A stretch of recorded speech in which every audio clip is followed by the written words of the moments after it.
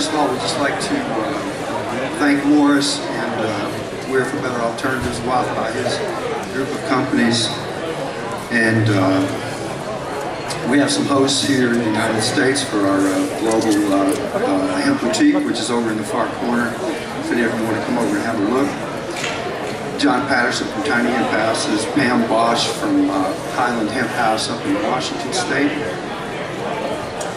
and Kelly Knudsen, who's with us here on stage from Isolate Extraction Systems, located here close by in Louisville, Colorado. Our corporate sponsor. Just to mention, we do have about 10 countries and 17 companies represented in a booth that is in the very far corner. Please come by and have a look, and you can pick up a copy of our magazine, Hemp Today, which is over there, and see a really great table of products from Italy, which has a huge delegation of really nice food and cosmetics.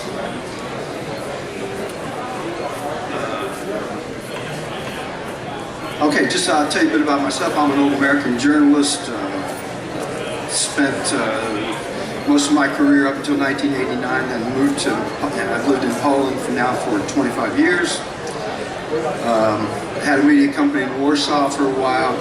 Was able to get out of that before the crash in 2008, and got interested in hemp about 4 years ago when a guy came to our bed and breakfast out in the Polish countryside talking about building a hemp house, and I got really intrigued about what this is all about, and then I just got crazy about hemp and went back into the media business. So I'll just introduce our guests, our panelists very quickly right now. Second from the right, Kelly Knudsen, who's an engineer, entrepreneur, CEO at Isolate Extraction Systems here in Colorado. And these guys are developing next generation extraction technology and have built up an incredible business in a very short period of time. Thank you, Kurt. Rachele Infernizzi, sitting in the middle here, joins us from Italy. She's the president of South Hemp Techno, a whole plant processing company in the very southern part of Italy. And she is also one of the founders of Federcanapa, which is the Italian Association for the Industrial Hemp Industry.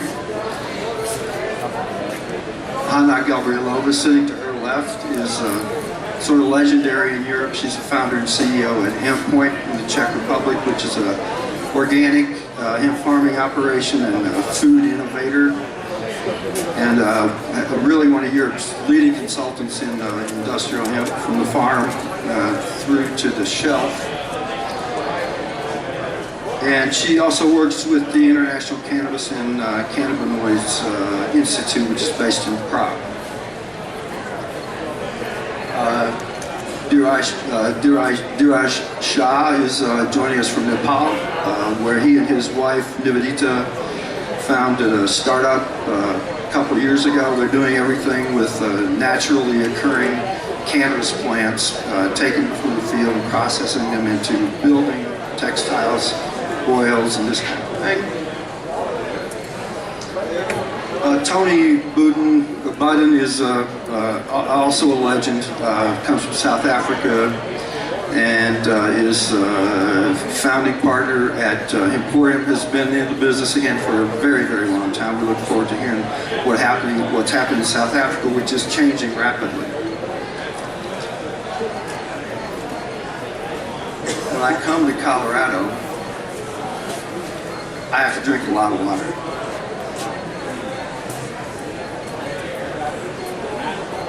The altitude really kills me. Okay, so I'd like to, I mentioned a little bit about how I got into hemp, so I would like to go here just from left to right, and I would like to ask everybody, just tell us how you got into the hemp business.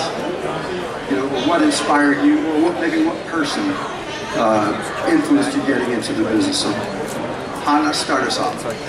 You have 60 seconds. 60 seconds, okay. I get into hemp business because I was working for NGOs, mostly on the the nuclear waste or uranium mining in Czech Republic with hard issues, and I found out that I'm spending so much time on something what it's not really creating something super positive, and I was working voluntary in an NGO called Konopa in Czech Republic and doing a lot of education and like events about hemp. And I just find out that it's good to start my own company and do what I love full time. But Hanna, the real inspiration, I mean, And the real inspiration was when I was like 19 and I read the book of Jack Herer, and it's really changed my life. Yeah, thanks to Jack I'm here. I can say that very clearly. If I will not read this book, I will probably never know about hemp so much and so like get inspired. That's for sure. Raquel, tell us how you first became interested in hemp, or who or what inspired you. I began to work in hemp world on 2011 because I'm very boring of the rest of the world, and hemp is the solution. Yeah, hemp is the new and is the solution of everything.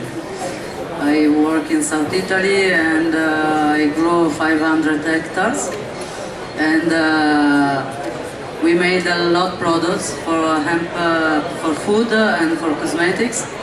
I work through, and we have 1,000 possibility, and hemp is the future.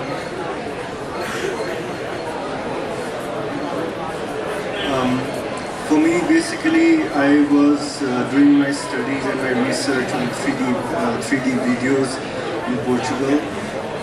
During that time, an earthquake came in Nepal in 2015, and that really made me think about what I want to do with my life and how I can contribute in a larger goal of at least having better quality of life myself and for people all around. So I moved back to Nepal and I started this hemp company, Inno-Ventures, in which we decided to innovate and create a sustainable model of living which can be replicated worldwide by having ecological houses, sustainable textile, foods, cosmetics, whatever you need. And hemp is a solution, is a perfect tool that can actually achieve all of us to have a better quality of life and a sustainable living and eco-friendly environment. I've been an advocate of cannabis for almost my whole life, and up until about 10 years ago, never really understood the benefits of hemp versus cannabis. And about 10 years ago, my brother encouraged me to get involved in the cannabis industry. We developed some products, and in that process, I learned so much about hemp and what it can provide for the world. And between cannabis and industrial hemp, there's many products that will benefit the world if done right. There are wrong ways of doing things, right ways of doing things. I believe that through research and in time, it will be everywhere and it will be benefiting everyone. My journey started in 1996 when we were given a piece of hemp canvas. Oh man. It's a long time ago. And this piece of hemp canvas blew our minds because we'd only ever known of the smoke from this plant, and the smoke is not tangible, you can't touch it, but the canvas is something that really changed our viewpoint around this plant, and we decided to continue that and pay it forward and educate other people around the plant by providing products and putting it into their hands, because that's the fastest way to do it. You can talk to someone till you're blue in the face, but if you put something in their hands, they can really touch and feel it. And we developed 2,000 products. We fell into the hemp trap, which is the plant can do everything and you want to do everything with the plant. And that's not a good business model for anyone who wants to get into it from now. Rather choose something that you bet better than everyone else at. But for us, spreading the word in Africa about all the different uses for this plant was the mission that we set for ourselves. Okay, thank you. So I'd like to turn to a pretty topical thing and get some comments from you, Honda. sitting atop our website right now is a piece written by Daniel Crusoe from Hemp Pro, and one of the really big players in Europe, about the fight in Europe to move the allowable level of THC from 0.2% to 0.3%. Meanwhile, the rest of the world is really now beginning to move towards a full 1%. So my question to you would be, where is Europe going to be if it doesn't begin to push beyond the baby steps on the allowable levels of THC? Can you catch us up with sort of what that whole debate, where that debate stands in Europe? Well, the debate about the regulation in Europe for hemp, it's not really well developed. It's still on the beginning. There is like not much regulation.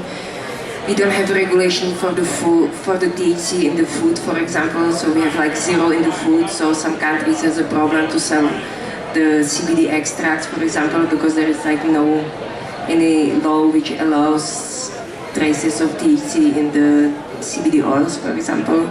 I had the problems to sell hemp chips with 2% of hemp flowers as a spicy in there. So I think this question about 1% of THC as a limit, it's for sure the task for future.